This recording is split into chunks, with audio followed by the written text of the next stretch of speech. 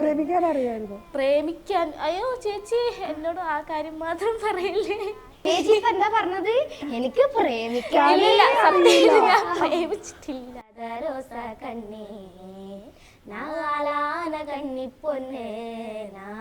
ഇതുപോലൊക്കെ ഊരൊക്കെ ഉള്ള ഒരു സ്ഥലം തന്നെയാണോ? ആണ്. Okay okay. അപ്പൊ ആ ഒരു കൾച്ചറൊക്കെ തന്നെ ഈ സിനിമയിൽ വന്നിട്ടുണ്ടോ? അൻഷിത ഈ ഒരു ഗോത്ര വിഭാഗത്തിൽ പെട്ടതുകൊണ്ട് ചോദിക്കാറോ, നിങ്ങളുടെ കല്യാണം സെറിമണീസ് ഒക്കെ നമ്മളായിട്ട് വ്യത്യാസമുണ്ടോ? നന്നായി. ചെക്കൻ്റെ ആൾക്കാർക്ക് പെണ്ണിനെ കാണിക്കൂല, വീടിൻ്റെ ഉള്ളിൽ ഇരുത്തും. എന്നിട്ട് തലയിലൊരു മുണ്ടൊക്കെ ഇട്ടിട്ട് പുറത്തേക്ക് കൊണ്ടുവരും. എന്നിട്ട് വെള്ളം ഇങ്ങനെ കുടയണം, രണ്ടുപേരെയും മുഖം മറിച്ചിട്ട് വെള്ളം കുടഞ്ഞിട്ട് പിന്നെ അകത്ത് കയറ്റി വീടിൻ്റെ ഉള്ളിൽ കയറ്റിയിട്ട് പിന്നെ അവരൊരുക്കും. ഒരുക്കിയിട്ടാണ് പുറത്തേക്ക് എല്ലാവരുടെ മുമ്പിലേക്കും ഈ നിങ്ങളുടെ കല്യാണമൊക്കെ പോലെ ഒരുക്കിയിട്ട് കൊണ്ടുവരും. കളി എന്ന് പറഞ്ഞാൽ അത് ഞങ്ങളുടെ ഒരു ഇതിൻ്റെ ഡാൻസാണ്. അത് കളിച്ചു കൊടുക്കണം, അല്ലെങ്കിൽ പെണ്ണിനെ വിടൂല. വീതിയടി എന്താ പട്ടത്ത് യാനയോട് നീയു പന്തയമാ പോട വന്ന്. അവളി യൂട്യൂബ് ചാനലൊക്കെ എങ്ങനെ പോകുന്നു? യൂട്യൂബ് ഇപ്പോ എല്ലാവരുടെയും സപ്പോർട്ട് കൊണ്ട് 1 മില്യൺ ആയിരിക്കും. ഗോൾഡൻ ബട്ടൺ കിട്ടിയിരിക്കുകയാണ്. ഇനിയും സപ്പോർട്ട് ഉണ്ടെങ്കിൽ നമുക്കത് 10 മില്യൺ ആക്കാം. അതിനുശേഷം നമുക്ക് ഡയമണ്ട് ബട്ടൺ മേടിക്കണം. ഓക്കെ.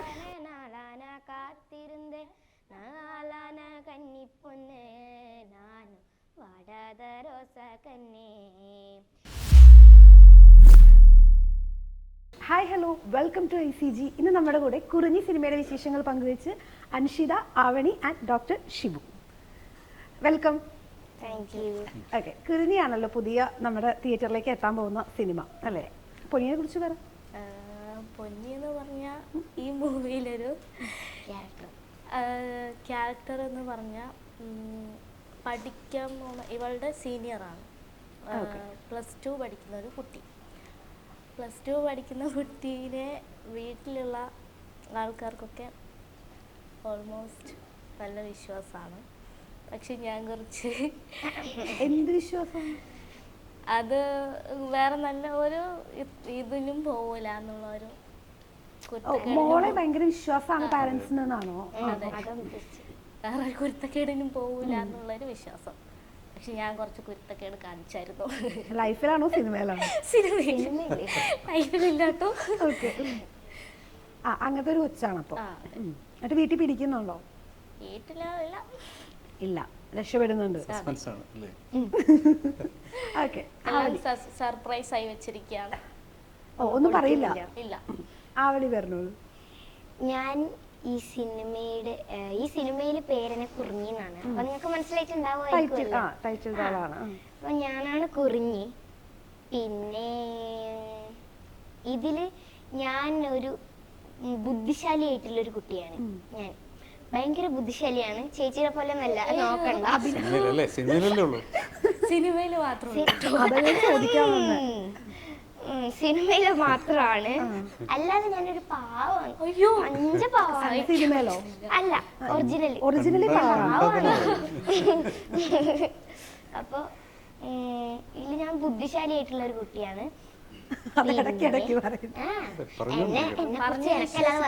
പറയാൻ പറ്റില്ലല്ലോ. പിന്നെന്താ പറയാ, അത്രേ ഉള്ളൂ. ബാക്കി സസ്പെൻസ് ഞാൻ പൊട്ടിക്കുന്നില്ല. ഇതിന്റെ സസ്പെൻസ് പറഞ്ഞ ബുദ്ധിശാലി. ഇതിലൊരു സംഭവം നടക്കുന്നുണ്ട്. അത് കണ്ടുപിടിക്കുന്നത് ആരാണെന്ന് ഞാൻ പറയണ്ടല്ലോ. സസ്പെൻസ് ത്രില്ലർ ആയിട്ടാണോ സിനിമ? അതൊരു സസ്പെൻസ് ആണ്, ഞാൻ പൊളിക്കുന്നില്ല. നിങ്ങൾ എന്നെ ചേച്ചി പറഞ്ഞില്ല സർപ്രൈസ് ആണ് വെച്ചിരിക്കുന്നത്. അപ്പോ നിങ്ങൾ എന്നെ തിയേറ്ററിൽ പോയിട്ട് കണ്ടാ മതി. അതിനുശേഷം ഇനി ഒരു ഇന്റർവ്യൂ ഉണ്ടെങ്കിൽ ഞാൻ എല്ലാം പറഞ്ഞോളാം. പിന്നെ പറയേണ്ട ആവശ്യമില്ല. അങ്ങനെയല്ല, ഈ സിനിമ നല്ല ക്ലിക്ക് ആയതിനു ശേഷം വീണ്ടും ഇന്റർവ്യൂ വെക്കാറുണ്ടല്ലോ, ആ സമയം സക്സസ് സെലിബ്രേഷൻ പറയാനാണ് പറയണത്. യെസ്, അതല്ല ഉദ്ദേശിച്ചത്. അതാണ് ഞാൻ ഉദ്ദേശിച്ചത്. പക്ഷെ അതിനെ കുറിച്ച് എനിക്ക് പറയാൻ അറിഞ്ഞൂടാ. എന്താ വേർഡ് പറയാൻ കിട്ടിയില്ല? നേരത്തെ ചോദിച്ചപ്പോ എന്താ പറഞ്ഞ? എനിക്ക് ഇംഗ്ലീഷ് അറിയാം, മലയാളം അറിയാം, ഹിന്ദി അറിയാം. അത് നേരത്തെ ഇതിപ്പോ. ഓക്കെ, സാർ പറഞ്ഞോളൂ. കുറിഞ്ഞി എന്ന സിനിമയിൽ വളരെ പ്രാധാന്യമുള്ള ക്യാരക്ടറാണ് ഞാൻ ചെയ്യുന്നത്. വെള്ളം എന്ന് പറഞ്ഞൊരു ക്യാരക്ടറാണ് ചെയ്യുന്നത്. ഈ കാടിൻ്റെ നന്മയും സത്യവും സ്നേഹവും ഒക്കെ ഉള്ളിൽ ഒതുക്കുന്ന ഒരു ക്യാരക്ടറാണ് ഈ വെള്ളൻ. വെള്ളനെ എല്ലാവരും വിശ്വാസമാണ്, നല്ല അധ്വാനിയാണ്, എല്ലാവരും വിശ്വസിക്കും, വളരെ അധ്വാനിയാണ്, മോളോട് ഭയങ്കര അറ്റാച്ച്മെൻ്റാണ്. അമ്മയില്ലാതെ വളർത്തുന്നൊരു കുട്ടി, അപ്പോൾ അവൾക്ക് അമ്മ കൊടുക്കേണ്ട സ്നേഹം കൂടി കൊടുത്ത് വളർത്തുന്നതാണ്. അതാണ് പൊന്നി, എൻ്റെ പൊന്നി. വിശ്വസിച്ച മോളാണ്. അതെ അതെ, വിശ്വസിച്ച മോളാണ്.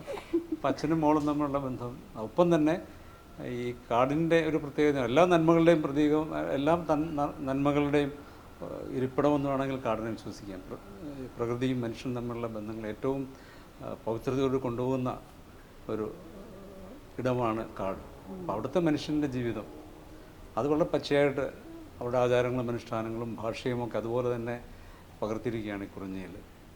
ഒപ്പം നാടിൻ്റെ തിന്മകൾ, എല്ലാ നാടെന്ന് പറഞ്ഞാൽ തിന്മ എന്നല്ല അതിനർത്ഥം, നാട്ടിലെ ചില തിന്മയുടെ പ്രതീകങ്ങളായിട്ടുള്ളവർ ഈ കാടിലേക്ക് കടന്നെത്തിയിട്ട് അവരുടെ നന്മകളെ, അവരുടെ സത്യസന്ധതയെ, അവരുടെ വിശ്വാസങ്ങളെ ചൂഷണം ചെയ്തിട്ട് അവരിൽ ഏൽപ്പിക്കുന്ന ആഘാതങ്ങളും സ്വാഭാവികമായിട്ടും അതിനെ തുടർന്നുണ്ടാകുന്ന പ്രത്യാഘാതവും, ആ പ്രത്യാഘാതമാണ് സിനിമയുടെ അതിൻ്റെ ഒരു പരിണാമകുട്ടിയിലേക്ക്, ക്ലൈമാക്സിലേക്ക് അത് കൊണ്ടുപോകുന്നത്. അങ്ങനെ വളരെ വ്യത്യസ്തതയുള്ള ഒരു ചിത്രമാണ്. പലരും ചോദിച്ചിട്ടുണ്ട്, ഇത് വലിയ താരങ്ങളൊന്നുമില്ലല്ലോ, അപ്പോൾ ഇത് അവാർഡ് ചിത്രമാണോ? നമുക്ക് കാണുമ്പോഴത്തേക്കും അങ്ങനെ ഒരു, പക്ഷേ ഇത് അവാർഡ് ചിത്രമാണോ എന്ന് ചോദിച്ചാൽ അവാർഡ് കിട്ടാൻ സാധ്യതയുള്ള ചിത്രമാണെന്ന് തന്നെ വിശ്വാസമുണ്ട്. അത്ര നന്നായിട്ടത് ചിത്രീകരിച്ചിട്ടുണ്ട്. നല്ല സ്ക്രിപ്റ്റ്, വളരെ തീവ്രതയോടുകൂടി തന്നെ നമ്മുടെ പ്രകാശ് വേടിക്കൽ ഈ സ്ക്രിപ്റ്റ് എഴുതിയിരിക്കുന്നത്. അതിന് ഏറ്റവും അനുയോജ്യമായ രീതിയിൽ ഗിരീഷ് സാർ അത് ഡയറക്റ്റ് ചെയ്തിട്ടുണ്ട്. ഇനി ചിത്രം പകർത്തിയ ക്യാമറാമാൻ ജിതേഷ് ചീരാൽ, ജിതേഷ് ആദിത്യ, അദ്ദേഹം വളരെ സാഹസികമായിട്ടാണ് ഈ പല സീനുകളും ചിത്രീകരിച്ചത്. ജിമ്പിളൊക്കെ എടുത്തിട്ട് പാറയുടെ മണ്ടയ്ക്ക് പോയി നിന്നിട്ട്, ചെങ്കുത്തായ പാറയുടെ മണ്ടയ്ക്ക് പോയി നിന്നിട്ട് അതെടുക്കുന്നത് കാണുമ്പോൾ നമുക്ക് ശരിക്കും വല്ലാത്തൊരു ഭയം തോന്നും. അത്ര സാഹസികമായിട്ടാണ് അദ്ദേഹം പല സീനുകളും ഇതിനകത്ത് എടുത്തിട്ടുള്ളത്. അതിൻ്റെ എല്ലാ നിലയിലും വളരെ പ്രതീക്ഷ നൽകുന്ന ഒരു ചിത്രമാണ്. എന്നെ സംബന്ധിച്ചിടത്തോളം എൻ്റെ അഭിനയ ജീവിതത്തിലെ ഒരു ടേണിംഗ് പോയിൻ്റ് തന്നെ ഞാൻ വിശ്വസിച്ച് പോകുന്നൊരു ചിത്രമാണ്. 4 ചിത്രങ്ങൾ ഞാൻ ഇതിനു മുമ്പ് അഭിനയിച്ചിട്ടുണ്ട്. 2020 ഇറങ്ങിയ വേലത്താൻ, അതിലേറ്റവും നല്ലൊരു ക്യാരക്ടർ ചെയ്തതാണ്. ഞാൻ പിന്നെ ഗാനങ്ങൾ എഴുതുന്ന ഒരു ആക്ടറും ഡോക്ടറും കൂടെയാണ്. അപ്പം ദക്ഷിണാമൂർത്തി സ്വാമി ആണ് എൻ്റെ ആദ്യ ഗാനങ്ങൾ സംഗീതം ചെയ്തിട്ടുള്ളത്. ബിജു നാരായണൻ, പി സുശീല, ശങ്കർ മഹാദേവൻ, MG ശ്രീകുമാർ, മഞ്ചേരി ജോത്സ്ന, KG മർക്കോസ്, മധു ബാലകൃഷ്ണൻ, അങ്ങനെ ഒരുപാട് പേര് എൻ്റെ ഗാനങ്ങൾ ആലപിച്ചിട്ടുണ്ട്. ദക്ഷിണാമൂർത്തി സ്വാമിയെ പോലെയുള്ളവർ. ഈ സിനിമയിൽ ഞാനൊരു പാട്ട് പാടുന്നു, വ്യത്യസ്തമായിട്ട്. പാടുവോ? അപ്പൊ രണ്ടുപേരും കൂടെ ഒരു പാട്ട് നമുക്ക് ചെയ്യാറുമ്പോഴത്തേക്ക് പാടിയാൽ മതി. നമുക്ക് അങ്ങനെ വൈൻഡ് ചെയ്യാം കേട്ടോ ലാസ്റ്റ് പോകുമ്പോൾ, അല്ലേ അവണി? അതല്ലേ നല്ലത്. ഞാനൊരു പാട്ടുകാരനല്ല, എപ്പോഴും പാട്ട് എഴുത്തുകാരനാണ് ശരിക്കും. പക്ഷേ ആ സിനിമയിൽ ഒരു സീനിൽ ഞാനൊരു പാട്ട്, ആ സീനിന് പ്രത്യേകിച്ചൊരു പാട്ട് പാടിയപ്പോൾ ആ പാട്ടിൽ എന്തോ പ്രത്യേകത കണ്ടിട്ട് ഡയറക്ടർ എന്നോട് പറഞ്ഞൊരു പാട്ട്, ആ പാട്ടായിട്ട് തന്നെ മാറ്റി അങ്ങനെ പാടിയതാണ്. സിനിമയിലുണ്ട് അല്ലേ? അദൃശ്യമായിട്ട് പാട്ടുകാരനായിട്ട്. Okay okay okay. അൻഷിത എങ്ങനെ ഈ സിനിമയിലേക്ക് എൻ്റർ ആവുന്നത്? ഞാൻ ഇങ്ങോട്ട് ഈ സിനിമയിലേക്ക് വരുന്നത് എൻ്റെ സാറ്, നാടൻ പാട്ട് പഠിപ്പിക്കുന്ന സാറിൻ്റെ ഇതിലാണ് ഞാൻ ഇങ്ങോട്ടേക്ക് വരുന്നത്. പിന്നെ അത് വല്ലാത്തൊരു ഇതായിരുന്നു. സാർ എന്നോട് ആദ്യം പറഞ്ഞു, നിൻ്റെ ഒരു ഫോട്ടോ വേണം. അപ്പം ഞാൻ എന്തിനാ സാറേ, എൻ്റെ ഫോട്ടോ കുറേ ഉണ്ടല്ലോ സാറിൻ്റെ കയ്യിൽ. അപ്പോൾ സാറ് പറഞ്ഞു, നീ ഇവിടെ നിൽക്കടി പെണ്ണേ, എനിക്ക് നിൻ്റെ ഒരു ഫോട്ടോ വേണമെന്ന് പറഞ്ഞു. അപ്പം ഞാൻ ഓക്കെ നിന്നു. ഫോട്ടോ ഒക്കെ എടുത്ത് കഴിഞ്ഞപ്പോൾ സാറ് പറഞ്ഞു, നിനക്ക് പ്രേമിക്കാൻ അറിയോന്ന്. സാറിനെ പ്രേമിക്കാൻ അറിയാമായിരുന്നു? എനിക്ക് അഭിനയിക്കാൻ അറിയത്തില്ലായിരുന്നു. പ്രേമിക്കാൻ അറിയാമായിരുന്നു? സോറി, പ്രേമിക്കാൻ. അയ്യോ ചേച്ചി, എന്നോട് ആ കാര്യം മാത്രം പറയില്ലേ. ഇല്ലല്ല, ഞാൻ പ്രേമിച്ചിട്ടില്ല സത്യം.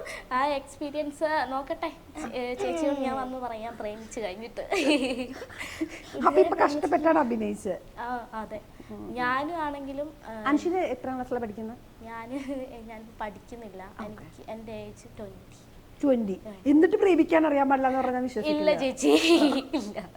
പക്ഷെ പടം കണ്ട പറയല്ലോ. അയ്യോ അതെല്ലാരും പറഞ്ഞായിരുന്നു. ജിതേഷ് ചേട്ടൻ ക്യാമറമാൻ ചേട്ടൻ തന്നെ പറഞ്ഞായിരുന്നു, നീ നല്ലോണം ചെയ്യുന്നുണ്ടല്ലോ, നിനക്ക് എന്നും വീട്ടിൽ ഇത് തന്നെയാണ് പണി. ചേച്ചി പറഞ്ഞ വിശ്വസിക്കണ്ട. ചേച്ചി എന്നോട് കുറെ കാര്യങ്ങൾ പറഞ്ഞിട്ടുണ്ട്. അന്ന് അതിൽ 1-2 കാര്യങ്ങൾ പറയാം. അത് ആരോടും പറയരുത് ഞാൻ ചേച്ചിയോട് ആരോടും പറയില്ല. അയ്യോ വേണ്ട. ചേച്ചിന്റെ ഒന്നുമില്ല. ചേച്ചിയുടെ പാവല്ലേ. ഒന്നുമില്ല. പാവല്ല ചേച്ചി, ഞാനൊന്നും പറയുന്നില്ല. അല്ലെങ്കിൽ പാതി പറഞ്ഞ് നിർത്താൻ പാടില്ല കേട്ടോ. ചേച്ചിയുടെ എന്ന് പറഞ്ഞ ബാക്കി പറ. ചേച്ചി ചേച്ചി ഇപ്പൊ എന്താ പറഞ്ഞത്? എനിക്ക് പ്രേമിക്കാൻ പ്രേമിച്ചിട്ടില്ല. ഓക്കെ. ചേച്ചിയുടെ ഫോണില് വാൾപേപ്പർ തന്നെ നോക്കിയാ മതി. എന്തുട്ടാ? അയ്യോ അതെന്റെ ഹീറോ. ഫോണില്ലാന്നാണോ? ഹീറോന്ന് ഹീറോ അത് ചേച്ചിയുടെ ഹീറോ ആണ്. ഇഷ്ടപ്പെട്ടൊരു ആക്ടർ. ആരാ അത്? അശ്വിൻ. അശ്വതി. തമിഴ്. അശ്വിൻ. അശ്വിൻ കുമാർ. ഞാൻ ആയിട്ടല്ല ഉദ്ദേശിച്ചത്. പിന്നെ ആരാ? ഞാൻ വേറൊരാളെ. ഓക്കെ. ഇവള് ഒറ്റ വന്നു. അപ്പൊ കൊറേ വിശ്വസിച്ച് എന്തൊക്കെയാ കഥ പറഞ്ഞിട്ടുണ്ട്. അറിയാതെയാണെങ്കിൽ പറഞ്ഞു പോയി. പ്രേമിക്കാൻ അറിയാൻ പാടില്ല. ഓക്കെ, പറ. സിനിമയിലേക്ക് വന്നതാണ് നമ്മൾ പറഞ്ഞു. അവിടെ നിന്നാണ് നമ്മൾ വഴി മാറി പ്രേമത്തിലേക്ക് പോയത്. ഇവരെന്തീ വഴി മാറ്റിയിടുന്നേ? പിന്നെ അങ്ങനെ ഫോട്ടോ നമ്മൾ സാറിന് കൊടുത്തു. അവിടെയാണ് കഥ അവസാനിച്ചത്. ബാക്കി പറ. ഫോട്ടോ കൊടുത്തിട്ട് സാറ് പറഞ്ഞു, ഇന്ന പോലെ അഭിനയിക്കാൻ വിളിച്ചിട്ടുണ്ട്, നിനക്ക് പോവാൻ പറ്റുവാണെങ്കിൽ പോവാം. ഞാൻ ആദ്യം പറഞ്ഞു, എനിക്ക് പറ്റത്തില്ല സാറേ, എനിക്ക് അഭിനയിക്കാനൊന്നും അറിയത്തില്ലല്ലോ, ഞാൻ പോയാൽ ശരിയാവത്തില്ല. പേടിച്ച് വിറച്ചായിരുന്നു ആദ്യം പോയപ്പോൾ വല്ലാത്ത ടെൻഷനായിരുന്നു. പിന്നെ എല്ലാവരും നല്ല സപ്പോർട്ടായി, കൂട്ടായി. അപ്പോഴത്തേക്കിനും എനിക്ക് ചെയ്യാമെന്ന് തോന്നി, എനിക്ക് ചെയ്യാൻ പറ്റും എന്നൊരു വിശ്വാസം ഉണ്ടായിരുന്നു. അങ്ങനെ ചെയ്തു. അങ്ങനെ ഭയങ്കര ഭംഗിയായിട്ട് അത് ചെയ്തു അല്ലേ? ഓക്കെ. ആവണി, യൂട്യൂബ് ചാനലൊക്കെ എങ്ങനെ പോകുന്നു? യൂട്യൂബ് ഇപ്പോ എല്ലാവരുടെയും സപ്പോർട്ട് കൊണ്ട് 1 മില്യൺ ആയിരിക്കും. ഗോൾഡൻ ബട്ടൺ കിട്ടിയിരിക്കുകയാണ്. ഇനിയും സപ്പോർട്ട് ഉണ്ടെങ്കിൽ നമുക്കത് 10 മില്യൺ ആക്കാം. അതിനുശേഷം നമുക്ക് ഡയമണ്ട് ബട്ടൺ മേടിക്കണം. ഓക്കെ. അപ്പൊ അതാണ് യൂട്യൂബിന്റെ വിശേഷം. യൂട്യൂബ് ഇപ്പൊ തുടങ്ങിയിട്ട് ഏകദേശം എത്ര നാളായിട്ടുണ്ടാവും? അത് എത്ര വയസ്സിലാണ് തുടങ്ങിയത്? കൊറോണ ഉണ്ടാവുന്ന സമയത്താണ് തുടങ്ങിയത്. അപ്പൊ ഒരു 2ാം ക്ലാസ് 7, 8. ഇപ്പൊ എത്ര ക്ലാസ്? 4 വർഷമായി ഇപ്പൊ തുടങ്ങിയിട്ട്. അപ്പൊ ഇപ്പൊ എത്ര ക്ലാസ്സിലാ? ഇപ്പൊ 5ാം ക്ലാസ്സിൽ. 5. ഓക്കെ. 10ാം ക്ലാസ് എന്ന് പറയാനുണ്ടായത് ഞാൻ 10 വയസ്സ് 5ാം ക്ലാസ്. Okay okay. അപ്പൊ തുടങ്ങി 4 വർഷമായിട്ടല്ലേ? ഇപ്പോഴാണ് നമ്മൾ 1 മില്യണിലേക്ക് എത്തിയത്. ആദ്യം തുടങ്ങുന്ന സമയത്ത് വെറുതെ ഒരു എന്റർടൈൻമെന്റിന് വേണ്ടിട്ടാണ് തുടങ്ങിയത്. ആരാ തുടങ്ങി? അവന് തന്നെ സ്റ്റാർട്ട് ചെയ്താണോ? അമ്മയാണോ? ടിക്ടോക്കിൽ വൈറലായ സമയത്ത് ഒരേട്ടൻ പറഞ്ഞു ഓൺ വോയിസ് ചെയ്യണമെന്ന്. അപ്പൊ അതില് റീച്ച് ആയ സമയത്ത് ടിക്ടോക്ക് ബാൻ ചെയ്തു. അതിനുശേഷം പിന്നെ ഒരാൾക്കാർ പറഞ്ഞിട്ടാണ് യൂട്യൂബിലേക്ക് വന്നത്. അപ്പോ അതെല്ലാവർക്കും ഒരു എന്റർടൈൻമെന്റിന് വേണ്ടിയിട്ടാണ് ചെയ്തോണ്ടായത്. അത് കുറച്ചൊരു 1000 ഒക്കെ ആയ സമയത്ത് നമുക്കൊരു 50 ആക്കിയാലോ, ഒരു 1K ആക്കാനായിരുന്നു ആദ്യം ഒരു ഐഡിയ ഉണ്ടായത്. അതിനുശേഷം അത് 50K ആക്കാണ്. അതായത് അത് ചെയ്തിട്ടാകുമ്പോ 100K ആക്കാൻ അതിനെന്തോ പറയാ, മോണിറ്റൈസേഷൻ ആക്കാൻ ഒരു ആകാംക്ഷ തോന്നി. അതിനുശേഷം കഷ്ടപ്പെട്ട് 100K ആക്കി. അതിനുശേഷം ആഗ്രഹം കൂടി വന്നു, അത് 1 മില്യൺ ആക്കണം. അപ്പൊ എന്തായാലും പ്രയത്നിക്കുമല്ലോ, ഒരാഗ്രഹം ഉണ്ടെങ്കിൽ അടുത്തേക്ക് എത്താൻ പ്രയത്നിക്കും. അങ്ങനെ പ്രയത്നിച്ച് അതിന്റെ കൂടെ ഈ പ്രേക്ഷകരുടെ സപ്പോർട്ടും ഉണ്ടായിരുന്നു. അപ്പോ അങ്ങനെ റീച്ചായി അതൊരു 1 മില്യണിലേക്ക് ഇപ്പൊ സ്റ്റോപ്പായി. അതായത് 1 മില്യണിലേക്ക് എത്തി, അതാണ് ഞാൻ ഉദ്ദേശിച്ചത്. ഇനി ഇപ്പൊ 1 മില്യൺ ഇപ്പൊ കേറിക്കൊണ്ടിരിക്കുകയാണ്. 1 മില്യൺ ഇനി അത് 2 മില്യൺ ആക്കണം, 3 മില്യൺ, 4 മില്യൺ, അങ്ങനെ 10 മില്യൺ എത്തിയിട്ടാകുമ്പോ ഇനി അടുത്ത ചിന്ത 50 മില്യൺ ആക്കണം. അതായിരിക്കും. അതിന് മുമ്പേ ഒരു 20 മില്യൺ ആക്കാണ് എനിക്കിപ്പോ. അപ്പൊ ഇതാണ് ഒരു വിശേഷം. ഇതിന്റെ കിടക്ക് ക്ലാസ്സിൽ പോവാൻ സമയം കിട്ടാറുണ്ടോ? അങ്ങനെ ചോദിച്ചാ ഉത്തരം കിട്ടാറില്ല. പോവാറുണ്ടോ? പോവാറുണ്ട്. അന്വേഷിക്കോ ടീച്ചേഴ്സ്? കുറെ നാളായാലും ഈ വഴി ടീച്ചേഴ്സ് ടീച്ചേഴ്സ് ഫ്രണ്ട്സ് എല്ലാരും ഭയങ്കര സപ്പോർട്ടാണ്. ഞാൻ ഈ ഇന്റർവ്യൂവിന് വരുന്ന സമയത്ത് തന്നെ ടീച്ചറോട് ചോദിച്ചപ്പോ ഞങ്ങളുടെ പ്രിൻസിപ്പൾ പറഞ്ഞു പോയിക്കോ, പ്രശ്നമൊന്നുമില്ല, പഠിച്ചാൽ മതി എന്ന് പറഞ്ഞു. ഇപ്പൊ ഞങ്ങൾക്ക് എക്സാം നടക്കാണ്. ഞങ്ങളുടെ ക്രിസ്മസ് എക്സാം നടക്കാണ് ഇപ്പോ. School exam എഴുതിക്കൊണ്ടിരിക്കുകയാണോ? സ്കൂള് ഇപ്പോ നടന്നുകൊണ്ടിരിക്കുകയാണ്. ഞങ്ങൾക്ക് സ്കൂൾ അടച്ച് തുറന്നതിന് ശേഷമാണ് എക്സാം. എക്സാമിന് പോയിട്ടില്ലല്ലോ? എക്സാം ഞാൻ ഫസ്റ്റ് എക്സാം എഴുതി, ഫസ്റ്റ് 2 എക്സാം എഴുതി. ഞാൻ ഇതുവരെ സാൻസ്ക്രിറ്റ് എക്സാം എഴുതിയിട്ടില്ല. ടീച്ചർ ഇന്നലെ പറഞ്ഞു ഇന്ന് നിനക്കൊരു ഭാഗ്യമുണ്ട് എഴുതാൻ കഴിയുമെന്ന്. പക്ഷെ ടീച്ചറിനോട് ഞാൻ ഈ കാര്യം പറഞ്ഞിട്ടില്ല. ഇന്നലെ എല്ലാരും പറയാണ് നിനക്ക് നല്ല ഭാഗ്യമുണ്ട്, ആദ്യമായിട്ട് നീ സാൻസ്ക്രിറ്റ് എക്സാം എഴുതാൻ പോവാണ് എന്ന്. പക്ഷെ എനിക്ക് ആ ഭാഗ്യം പോയി. പക്ഷെ എന്റെ സിനിമ ഒരു റീച്ച് ആവണം എന്നുള്ള ഒരു ചിന്തയുണ്ടല്ലോ, അതുകൊണ്ട് പ്രശ്നമില്ല. വേറെ ദിവസം സാൻസ്ക്രിറ്റ് എക്സാം എഴുതാന്ന് പറഞ്ഞ് ചേച്ചി മാറ്റി വെച്ചു. ചേച്ചിയോ? ചേച്ചി അതായത് പ്രിൻസിപ്പള് മാറ്റി വെച്ചു. ഞങ്ങള് പ്രിൻസിപ്പളിനെ ചേച്ചിന്നാണ് വിളിക്കാറ്. ഞങ്ങള് ടീച്ചേഴ്സ് വിളിക്കാറില്ല. അതായത് ഞങ്ങളുടെ സ്വന്തം ചേച്ചി പോലെ, പൊന്നി ചേച്ചി, ആ ഒരു ചേച്ചി പോലെയാണ് കരുതുന്നത് ടീച്ചർമാരെ. അപ്പോൾ ചേച്ചി എന്നാണ് ഞങ്ങൾ വിളിക്കാറ്. ചേച്ചി ഈ ഇന്റർവ്യൂ കഴിഞ്ഞിട്ട് ഏതെങ്കിലും ഒരു ദിവസം ഈ വേറെ എക്സാം എഴുതുന്ന സമയത്ത് അതിന്റെ കൂടെ ഈ എക്സാം എഴുതാമെന്ന് വിചാരിച്ചു. ഓക്കെ. അതായത് നമ്മുടെ പ്രേക്ഷകർക്ക് വേണ്ടിയിട്ട്, പ്രേക്ഷകർ ഒരു കാര്യം മനസ്സിലാക്കണം, ഇവിടെ എക്സാം വരെ ബഹിഷ്കരിച്ച് എഴുതാതെ സിനിമയ്ക്ക് വേണ്ടി പ്രമോഷന് വേണ്ടിയിട്ടാണ് ആവണി ഇവിടെ വന്നിരിക്കുന്നത്. അതല്ലേ ഇപ്പൊ ഞാൻ പറയണ്ടേ? അത് ഞാൻ പറഞ്ഞിട്ടുണ്ട് കേട്ടോ.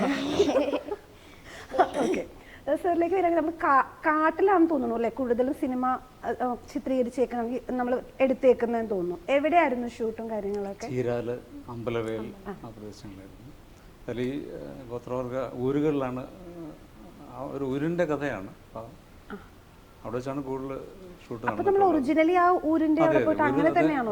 മാത്രമല്ല ഞങ്ങൾ ഷൂട്ട് ചെയ്ത ആ ഊരിലെ അമ്മൂമ്മയാണ് ഇതിലെ കുള്ളിയമ്മ, ആ ഒരു അമ്മൂമ്മയാണ് ഇതിലെ ക്യാരക്ടർ ചെയ്തിരിക്കുന്നത്. പുള്ളിക്കാരി ഈ ഗോത്ര വിഭാഗത്തിൽ പെടുന്ന ഒരാളാണ്. പണിയർ സമൂഹത്തിന്റെ കഥയാണ് ഇതിൽ പറയുന്നത്. ആ പണിയർ ഗോത്രത്തിൽപ്പെട്ട ഒരു കുടുംബത്തിൽ വെച്ചാണ് ഈ ഷൂട്ട് പ്രധാനമായിട്ട്. ആ 2 കുടുംബങ്ങളുടെ, അടുത്തടുത്തുള്ള 2 കുടുംബങ്ങളുടെ കഥയാണ്. ഒരു കുടുംബത്തിന്റെ നാഥനാണ് ഞാൻ, മറ്റൊരു കുടുംബത്തിന്റെ നാഥനാണ് നമ്മുടെ സ്ക്രിപ്റ്റ് റൈറ്റർ കൂടിയായിട്ടുള്ള പ്രകാശ് വാടിക്കൽ സാർ ചെയ്യുന്ന മാതൻ എന്ന് പറയുന്ന ക്യാരക്ടർ. അപ്പം മാതൻ്റെ മോളാണ് കുറിഞ്ഞി. മാതൻ കുറിഞ്ഞിയുടെ അമ്മയാണ് കാഞ്ചി. എൻ്റെ മോൾക്ക് അമ്മയില്ല. അങ്ങനെ 2 കുടുംബങ്ങളുടെ കഥയാണ് പറയുന്നത്. ആ ഊരിലാണ് പ്രധാനമായിട്ടും ഷൂട്ടിംഗ് നടന്നിട്ടുള്ളത്. പിന്നെയുള്ളത് ഈ വലിയ പാറക്കെട്ടുകളൊക്കെ തിരിഞ്ഞ കാടും ഒക്കെ ചേർന്നിട്ടുള്ള ഒരു വലിയ വളരെ പ്രകൃതിയായിട്ട് ഏറ്റവും ചേർന്ന് നിൽക്കുന്ന കുറേ പ്രദേശങ്ങളിൽ ചേർന്ന് ഷൂട്ട്. പിന്നെ സ്കൂള്, മക്കൾ പഠിക്കുന്ന അവിടെ ഊരിൽ സ്കൂളൊക്കെ ഉണ്ട് അല്ലേ? ഊരിനെ കുറച്ച് മാറി. ആണോ? ഓക്കെ. അൻഷിത അവിടെ അല്ലേ? അല്ല. ഓക്കെ.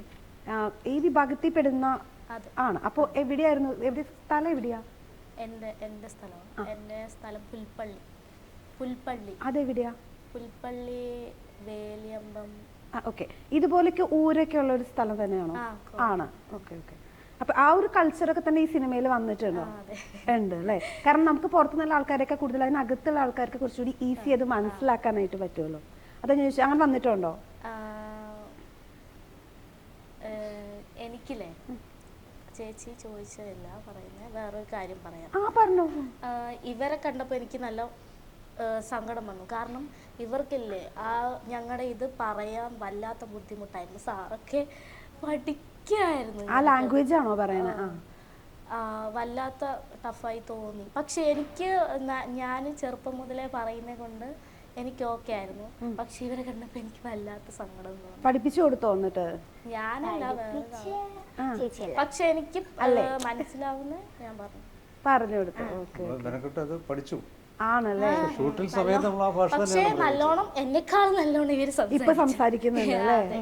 അതാ ഷൂട്ടിംഗ് സമയത്ത് ആ ഭാഷ തന്നെ ഞങ്ങൾ പ്രയോഗിച്ചത്. നന്നായിട്ട് അതിന്റെ ത്രൂ ഔട്ട് ആ ഒരു ലാംഗ്വേജ് ആണോ വരുന്നത്? ഈ ക്യാരക്ടർ ഈ പറയുന്ന പണിയ സമുദായത്തിൽപ്പെട്ട ക്യാരക്ടേഴ്സ് എല്ലാം എല്ലാ സമൂഹത്തിൽപ്പെട്ട ഒരുപാട് പേര് ഇതിൽ അഭിനയിക്കുന്നുണ്ട്. ഞങ്ങളൊക്കെ അതിന് പുറത്തുള്ളവരാണ്. പക്ഷെ ഞങ്ങൾ അതേ ഭാഷയാണ് പറയുന്നത്. അത് അവിടെ ചെന്ന് പഠിച്ചെടുത്താണ്. അതിന് ഏറ്റവും കൂടുതൽ ഞങ്ങളെ സഹായിച്ചത് നമ്മുടെ ഒരു നായക കഥാപാത്രമായിട്ട് വരുന്ന അശ്വിൻ എന്നെ അത് പഠിപ്പിച്ച് കൂടുതലും. പിന്നെ ഡബിങ് സമയത്ത് ശരത്, ഈ 2 പേരുമാണ് ഈ ഭാഷ നന്നായിട്ട് പഠിക്കാൻ ഞങ്ങളെ സഹായിച്ചത്. ഓക്കെ. എല്ലാവരും ഡബ് ചെയ്തിട്ടുണ്ടോ? അവന് ഡബ് ചെയ്തിട്ടുണ്ടോ? എങ്ങനെ ഒപ്പിച്ചെടുത്തു ഇതൊക്കെ? അത് എല്ലാവർക്കും കാണുമ്പോൾ തോന്നുന്നു ഞാൻ കഷ്ടപ്പെട്ട് പഠിക്കുകയായിരുന്നു. പക്ഷെ എനിക്കത് ഭയങ്കര സിമ്പിൾ ആയിരുന്നു. ഈ ഭാഷ ആദ്യം ഒന്ന് ഡയലോഗ് പറഞ്ഞുതരും, പിന്നെ അശ്വിൻ ചേട്ടൻ അതിന്റെ അർത്ഥം പറഞ്ഞുതരും. അപ്പൊ നമുക്ക് വീണ്ടും ഡയലോഗ് പറഞ്ഞുതരും. അതിനുശേഷം അത് കാണാതെ പഠിക്കാൻ ഞാൻ നോക്കും. ഫസ്റ്റ് ലൈൻ പഠിക്കും, അതിനുശേഷം ഞാനത് പറഞ്ഞു നോക്കും, കാണാതെ പഠിച്ചു. സെക്കൻഡ് ലൈൻ പോയി ചോദിക്കും, അത് ഞാൻ സിമ്പിൾ ആയിട്ട് പഠിച്ചെടുത്തു. പിന്നെ ആക്ഷൻ എന്ന് പറഞ്ഞതിന് ശേഷം നമ്മള് ആ ക്യാരക്ടറിലേക്ക് തന്നെ പോയി. അതിനുശേഷം സിമ്പിൾ ആയിട്ട് പറയാൻ പറ്റി. ഭയങ്കര സ്ട്രെയിനൊന്നും തോന്നിയിട്ടില്ല കേട്ടോ. മലയാള ഭാഷയിൽ നമ്മൾ ഡയലോഗ്സ് എഴുതിയിട്ട് അതിൻ്റെ സമാനമായിട്ടുള്ള പണിയ ഭാഷയുള്ള അത് എഴുതി വെച്ചിട്ടാണ് വായിക്കുന്നത്. അപ്പോൾ ആശയം അറിയാവുന്നതുകൊണ്ട് വലിയ ബുദ്ധിമുട്ടൊന്നും എനിക്ക് ഫീൽ ചെയ്തില്ല. തമിഴാണോ? തമിഴും പണിയ ഭാഷ എന്ന് പറഞ്ഞാൽ മലയാളത്തോടാണ് കൂടുതൽ, പ്രത്യേകിച്ച് ഈ ഗോത്ര സംഭവങ്ങളിൽ മലയാളവുമായിട്ട് ഏറ്റവും കൂടുതൽ ബന്ധപ്പെട്ട് കിടക്കുന്ന ഒരു ഭാഷയാണ് പണിയ ഭാഷ എന്ന് പറയുന്നത്. കാരണം 75% മലയാള ഭാഷയുമായിട്ട് ബന്ധമുണ്ടെന്നാണ് പറയുന്നത്. അതുകൊണ്ട് കുറച്ച് എനിക്ക് അത് ഒരുപക്ഷെ അതുകൊണ്ടായിരിക്കാം നമുക്ക് അത്ര സ്ട്രെയിൻ ഇല്ലാതെ അത് പഠിക്കാൻ കഴിഞ്ഞത്. പക്ഷെ കേൾക്കുമ്പോൾ അങ്ങനെ തോന്നത്തില്ല എങ്കിലും മലയാളമായിട്ട് ഒരുപാട് ബന്ധമുണ്ട് ഭാഷയ്ക്ക്. അവനിക്ക് ഇപ്പൊ ആ ഭാഷയിൽ സംസാരിക്കാൻ കിട്ടുമോ? എന്തെങ്കിലുമൊക്കെ പറഞ്ഞു. ഇപ്പൊ നിങ്ങൾ പുറത്തൊക്കെ പോകുമ്പോ നിങ്ങൾ തമ്മിൽ ആ ഭാഷയിലൊക്കെ എന്തെങ്കിലും സീക്രട്ട് ആയിട്ടൊക്കെ പറയാറുണ്ടോ? സംസാരിക്കാൻ എന്താന്ന് വെച്ചാൽ അതിലത്തെ ഡയലോഗ് തന്നെയാണ്. ചേച്ചി ചിലപ്പോ എന്നോട് മിണ്ടാതിരിക്കുന്ന സമയത്ത് ഞാൻ അതിലത്തെ ഒരു ചെറിയ ഡയലോഗ് ഉണ്ട്, അത് ഞാൻ അങ്ങോട്ട് കൊടുക്കും. ചേച്ചി നേരെ തിരിച്ചിങ്ങോട്ടും തരും. പറയാൻ പറ്റുമോ ഡയലോഗ്? അത് ആ ഡയലോഗ് മാത്രം പറഞ്ഞാൽ മതി. അല്ല തക്കല് നമ്മ മേലവ ഊടാര് കാണി. അതായത് അല്ലെങ്കിൽ ഇവളെ നോക്കാൻ ആരും വീട്ടിലില്ലല്ലോ, അതായത് എന്നെ നോക്കാൻ ആരും ഇല്ലല്ലോ, ആ സംഭവമാണോ? അതായത് ചേച്ചിക്ക് ഞാൻ ചില സമയം അടിക്കുന്ന ഡയലോഗാണത്. അല്ല തക്കലും അമ്മമ്മേലോ ചേച്ചി എന്നോട് ഉണ്ടായിരിക്കുന്ന സമയത്ത് ഞാൻ ഒറ്റയ്ക്ക് ഇരിക്കുമ്പോഴായിരിക്കും ഇവള് എന്തെങ്കിലും വന്ന് സംസാരിക്കണം. അപ്പൊ ഞാനിങ്ങനെ മിണ്ടാണ്ട് ഇങ്ങനെ ഇരിക്കും. അപ്പോഴാ ഇവൾ അങ്ങനെ പറയുന്നത്. അൻഷിക കുറച്ചും കൂടി ഇങ്ങനെ ഒറ്റയ്ക്കൊക്കെ ഇരിക്കാൻ ഇഷ്ടമുള്ള ഒരാളാണോ? മാതൻ പൊന്നോട് സ്നേഹം കാണിക്കുമ്പോൾ അവൾക്ക് സഹിക്കത്തില്ല. അങ്ങനെ ഉണ്ടല്ലേ? അതാണ് ഈ ഡയലോഗ് വരുന്നത്. കുശുമ്പുണ്ട് ഇടയ്ക്ക്. ഞാനാണ് പിന്നെ സമാധാനിപ്പിക്കുന്നത്. വെള്ളം കൂടെ നിൽക്കുമ്പോ അങ്ങനെ ഉണ്ടോ? ശരിക്കും ഉണ്ടോ? ആണോ? ഇഷ്ടം ശരിക്കും അങ്ങനെയാണല്ല, ശരിക്കും എല്ലാരും ഒരേപോലെ ഒരു ഫാമിലി. രണ്ട് കുടുംബങ്ങളാണെങ്കിലും ഒറ്റ കുടുംബം പോലെ ജീവിക്കുന്ന രണ്ട് കുടുംബങ്ങളുടെ. പിന്നെ മുമ്പ് ചോദിച്ചില്ലേ ആചാരങ്ങളും അനുഷ്ഠാനങ്ങളും. ശരിക്കും എനിക്കൊന്ന് മലയാള സിനിമയിൽ ഇത്രയും വ്യക്തമായിട്ട് ഒരു ഗോത്ര സമൂഹത്തിന്റെ ആചാരങ്ങളും അനുഷ്ഠാനങ്ങളും ഇത്ര പച്ചയായിട്ട് ചിത്രീകരിച്ചുള്ള വേറെ സിനിമ ഇതുവരെ ഇറങ്ങിയിട്ടില്ലെന്നാണ് എനിക്ക് തോന്നുന്നത്. അത്ര ഭംഗിയായിട്ട് വളരെ റിയലിസ്റ്റിക് ആയിട്ട് തന്നെ ആചാരങ്ങളും അനുഷ്ഠാനങ്ങളും ഇതിൽ ത്രൂ ഔട്ട് കാണിക്കുന്നുണ്ട്. ഏറ്റവും വലിയ ഈ സിനിമയുടെ വലിയൊരു ഹൈലൈറ്റ് തന്നെയാണ് അത്. അൻഷിത ഈ ഒരു ഗോത്ര വിഭാഗത്തിൽ പെട്ടതുകൊണ്ട് ചോദിക്കാറോ, നിങ്ങളുടെ കല്യാണം സെറിമണീസ് ഒക്കെ നമ്മളായിട്ട് വ്യത്യാസമുണ്ടോ? നന്നായിട്ട് കല്യാണത്തിന്റെ ചടങ്ങുകളൊക്കെ വ്യത്യാസമുണ്ടല്ലേ? എങ്ങനെയാ അത് ജസ്റ്റ് ഒന്ന് പറയാൻ പറ്റുമോ? അയ്യോ, അത് എനിക്കത്ര പിടിയില്ല. അല്ല, കാണുമ്പോഴത്തേക്കും ഇപ്പൊ പുറത്തുള്ള കല്യാണം ഇപ്പൊ നമ്മുടെ കണ്ടിട്ടുണ്ടാവുമല്ലോ എങ്ങനെയാ നടക്കുന്ന ചടങ്ങുകൾ എന്ന്. അപ്പൊ അതുപോലെ അതിൽ എന്തെങ്കിലും വ്യത്യാസം ഉണ്ടോ? അതിന് വ്യത്യാസം എന്ന് പറഞ്ഞാൽ അവരെന്തോ ആദ്യം ചെക്കൻ്റെ ആൾക്കാർക്ക് പെണ്ണിനെ കാണിക്കൂല, വീടിൻ്റെ ഉള്ളിൽ ഇരുത്തും. എന്നിട്ട് തലയിലൊരു മുണ്ടൊക്കെ ഇട്ടിട്ട് പുറത്തേക്ക് കൊണ്ടുവരും. എന്നിട്ട് വെള്ളം ഇങ്ങനെ കുടയണം. വലിയ ആൾക്കാരൊക്കെ അവരുടെ മാമന്മാർ അമ്മമ്മമാർ എല്ലാവരും വന്നിട്ട് വെള്ളം കുടഞ്ഞ് രണ്ടുപേരെയും മുഖം മറിച്ചിട്ട് വെള്ളം കുടഞ്ഞിട്ട് പിന്നെ അകത്ത് കയറ്റി വീടിൻ്റെ ഉള്ളിൽ കയറ്റിയിട്ട് പിന്നെ അവരൊരുക്കും. ഒരുക്കിയിട്ടാണ് പുറത്തേക്ക് എല്ലാവരുടെ മുമ്പിലേക്കും മുഖമൊക്കെ കാണാനും കൊണ്ടുവരുന്നത്. നല്ലോണം ഈ നിങ്ങളുടെ കല്യാണമൊക്കെ പോലെ ഒരുക്കിയിട്ട് കൊണ്ടുവരും. എന്നിട്ടാണ് താലി കെട്ടുന്നത്. അതുവരയ്ക്കും പെണ്ണിനെ കാണിക്കൂല. പിന്നെ എന്താ പ്രത്യേകത എന്ന് വെച്ചാൽ ഈ ആടിൻ്റെ ആൾക്കാരില്ലേ, അവര് ഈ പെണ്ണിൻ്റെ ആൾക്കാർക്ക് ഞങ്ങളുടെ ഇതിലുള്ള വട്ടക്കളി, അതൊരു എന്തെങ്കിലും അത് വട്ടക്കളി എന്ന് പറഞ്ഞാൽ അത് ഞങ്ങളുടെ ഒരു ഇതിന്റെ ഡാൻസ് ആണ്. അത് കളിച്ചു കൊടുക്കണം, അല്ലെങ്കിൽ പെണ്ണിനെ വിടൂല പറഞ്ഞു. ഓ, ഡാൻസ് കളിച്ചു കൊടുത്താലേ. അങ്ങനെ കുറച്ച് ഇതുണ്ട്. ഇപ്പോഴും അങ്ങനെ തന്നെ നടക്കുന്നത് അല്ലേ? ഓക്കെ, അങ്ങനെയാണെങ്കിൽ നമുക്ക് അൻഷിതയുടെ കല്യാണത്തിന് എന്തായാലും ഫുൾ ക്യാമറ കവറേജ് കൊടുക്കാൻ നല്ല വെറൈറ്റി അല്ലേ ആയിരിക്കുമല്ലോ അല്ലേ? ഓക്കെ, ഇനി അവണി ഓൺ വോയിസിൽ എന്തെങ്കിലും ഞങ്ങളുടെ പ്രേക്ഷകർക്ക് വേണ്ടി പറഞ്ഞു. അമ്മേ ബുക്കെല്ലാം കിട്ടി അമ്മേ. അപ്പൊ അമ്മ അതെയാ? ആ ഹിന്ദിയാ. തുമാരാ നാം ക്യാ ഹേ? മേരാ നാം ആവണി. ഇത് കളർ പുസ്തക, ഇത് ഞാൻ കളർ കൊടുത്തിട്ട് മരിക്കും. അയ്യോ, ഞാൻ ചെയ്തതാണ്. ചേച്ചി കണ്ടിട്ടുണ്ടോ? ഇത് ഞാൻ കണ്ടിട്ടില്ല. കണ്ടിട്ടുണ്ട്, അതാ ഞാൻ പറഞ്ഞത്. അപ്പൊ എന്നെ പോലെ കാണാത്ത കുറച്ച് പേരുണ്ടാവുമല്ലോ, അപ്പൊ ഇതിൽ കൂടെ കണ്ടോളൂ. പൂങ്കുയിലേ പൂങ്കുയിലേ എത്തനെ നാളാന കാത്തിരുന്നേ, പൂങ്കുയിലേ പൂങ്കുയിലേ എത്തനെ നാളാന കാത്തിരുന്നേ, നാളാന കണ്ണിപ്പൊണ്ണ് നാനും വാടാத ரோச கண்ணே, நாளான கண்ணி பொண்ணு நானும் வாடாத ரோச கண்ணே. பூங்குயில பூங்குயில எத்தனை நாளா நான் காத்திருந்தேன், பூங்குயில பூங்குயில எத்தனை நாளா நான் காத்திருந்தேன், நாளான கண்ணி பொண்ணு நானும் வாடாத ரோச கண்ணே, நாளான கண்ணி பொண்ணு நானும் வாடாத ரோச கண்ணே. ஆசரதா வாசலடி ஆடப்பூ வீதியடி, ஆசரதா வாசலடி ஆடப்பூ வீதியடி, இந்த வட்டத்து யானையோடு நீயும் பந்தயமா போட வந்தே, இந்த பட்டயத்து யானையோடு நீயும் பந்தயமா போட வந்தே. பூங்குயில பூங்குயில எத்தனை நாளா நான் காத்திருந்தேன், பூங்குயில பூங்குயில எத்தனை நாளா நான் காத்திருந்தேன், நாளான கண்ணி பொண்ணு நானும் வாடாத ரோச கண்ணே, நாளான கண்ணி பொண்ணு நானும் വാടാத രോസ കണ്ണേ. സിനിമയിലുള്ള പാട്ടാണോ? ഈ സിനിമയിലുള്ള അല്ല. ഞങ്ങൾ രണ്ടാളും ഷൂട്ടിംഗ് ലൊക്കേഷന്, ഞങ്ങൾക്ക് രണ്ടാൾക്കുള്ള പണി എന്ന് പറഞ്ഞാല് ഞങ്ങൾക്ക് ഇല്ലാത്ത സീൻ ഉണ്ടാവുമല്ലോ, ബാക്കിയുള്ളവര് സീൻ ചെയ്യുന്ന സമയത്ത് നമ്മൾ റൂമിൽ പോകും, ഒറ്റത്തോരം പാട്ട് പാടൽ തന്നെയായിരിക്കും. എൻ്റെ ഡയറീൻ്റെ ബാക്ക് സൈഡിൽ ഞാൻ ഓരോ പാട്ടിൻ്റെയും ഫസ്റ്റ് ലൈൻ എഴുതി വെച്ചിട്ടുണ്ടാവും. ഇത് ഞാൻ അവിടെ പോകും, ഡയറി എടുക്കും, ഓരോന്നും പാടും. അപ്പം അങ്ങനെ ഇരുന്ന് പഠിച്ച പാട്ടാണ് ഇത്. ഇത് ഫുള്ളും ഞാൻ ഈ ഷൂട്ടിങ്ങിന്റെ സമയം ഫ്രീ ഉള്ള സമയത്ത് കേട്ട് കേട്ട് പഠിച്ചതാണ്. ഇത് ഞാൻ പറഞ്ഞാലും ആരും വിശ്വസിക്കൂല. ഇനി വിശ്വസിച്ചോളൂ. ഓക്കെ, അപ്പൊ എന്തായാലും കുറിഞ്ഞി തിയേറ്ററിലേക്ക് എത്താണ്. എല്ലാവിധ ആശംസകളും. Thank you. Thank you.